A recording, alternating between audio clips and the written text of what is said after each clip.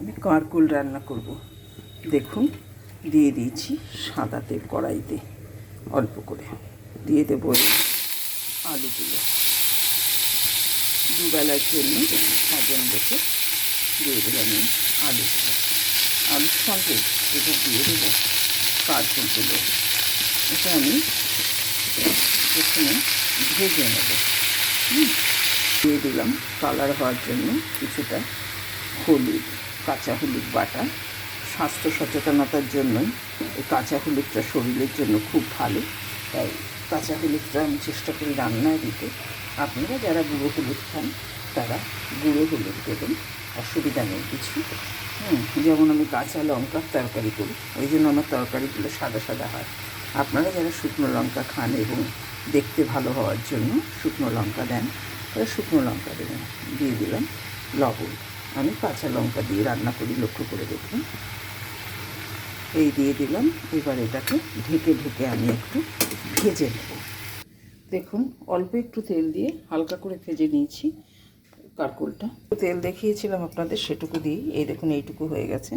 এবার আমি দিয়ে দেব, আমার হাতে দেখুন রয়েছে এই তেজপাতা, আঁচটাকে কমিয়ে দিয়ে রয়েছে একটা শুকনো লঙ্কা হাফ করে ভাঙা। এই ছোট্ট একটা শুকনো লঙ্কা বেশি দিই না, কাঁচা লঙ্কারই তরকারি করি। আর দেখুন রয়েছে লবঙ্গ, এলাচ, দারচিনি, এগুলো এই গোটা গরম মশলা। এইটা আমি একটু ফোড়ন দিলাম। দিয়ে দেব তার সঙ্গে ফোড়নে এই গোটা জিরে, গোটা জিরেও ফোড়নে দিয়ে দিলাম। গোটা জিরের সঙ্গে আর একটা জিনিস দেব, এই চিড়ে রেখেছি 4টে কাঁচা লঙ্কা, সেটাকে দিয়ে দিলাম। 4টে কাঁচা লঙ্কা, আপনারা শুকনো লঙ্কা ছেলে শুকনো লঙ্কা তরকারি করবেন বা শুকনো লঙ্কার গুঁড়ো দেবেন। আমি দিলাম কাঁচা লঙ্কা।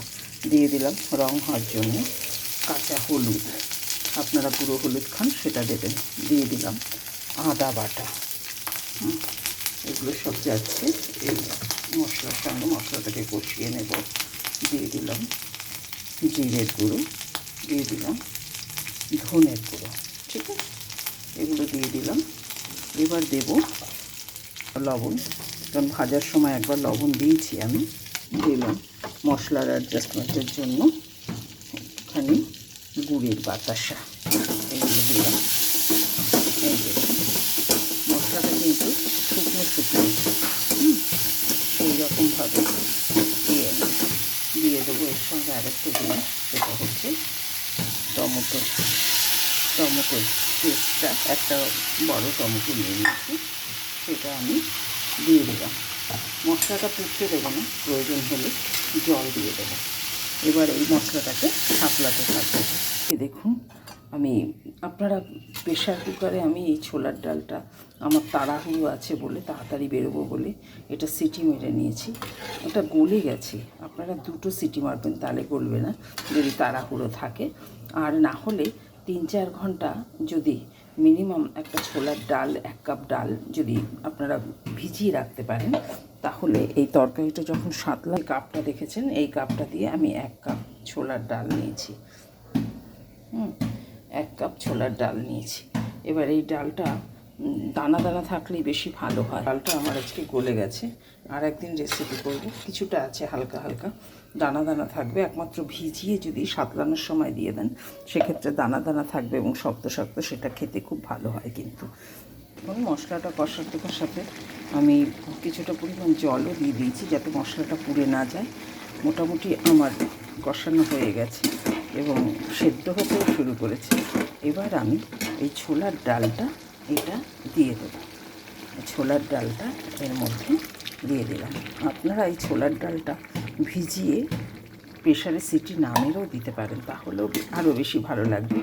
আমার ডালটা যেমন প্রেশারে দিয়েছি গলে গেছে, 2টো সিটি মারলেই ঠিক হতো, 3টে মেরে ফেলেছি সেই জন্য গলে গেছে। এইভাবে আপনারা এবার একটু ফুটে নেবে, সেদ্ধ হয়ে গেলে আমরা নামিয়ে নেব। তখন আমি কাঁচা হলুদের তরকারি করি তো, তাই বাসন্তী কালার টাইপের হয়, আর তার সঙ্গে লঙ্কার গুঁড়োও দেই না, তাই আমার তরকারিগুলো একটু বাসন্তী কালারে, একদম কটকটে লাল হয় না। এটা আমি এবার হয়ে গেছে, মোটামুটি যা জল দিয়ে দিয়েছি। এবার আমি এটা ঢেকে দেব। কারকোল এবং আলু সেদ্ধ হয়ে গেলে এর মধ্যে ঘি গরম মশলা দিয়ে নামিয়ে নেব। বেসিক্যালি ব্যাপারটা এটা, আমার ডালটা গলে গেছে, আপনারা একটু দানা দানা কাঁচা ডালই আর একদিন করে দেখাবো, সেভাবে করলে আরও ভালো লাগবে খেতে। দেখুন দিয়ে দিলাম এই যে গরম মশলা, আর দিয়ে দেব কিছুটা পরিমাণ ঘি, এই যে ঘিটা দিয়ে দিলাম। এবার নামিয়ে ফেলবো। আপনারা এভাবে করে খেয়ে দেখবেন, খুব ভালো লাগে খেতে এবং খুব সুন্দর হয়। আমি নামিয়ে নেব, আপনারাও এভাবে করে খেয়ে দেখবেন। তবে ছোলার ডালটা চেষ্টা করবেন গোটা গোটা রাখতে।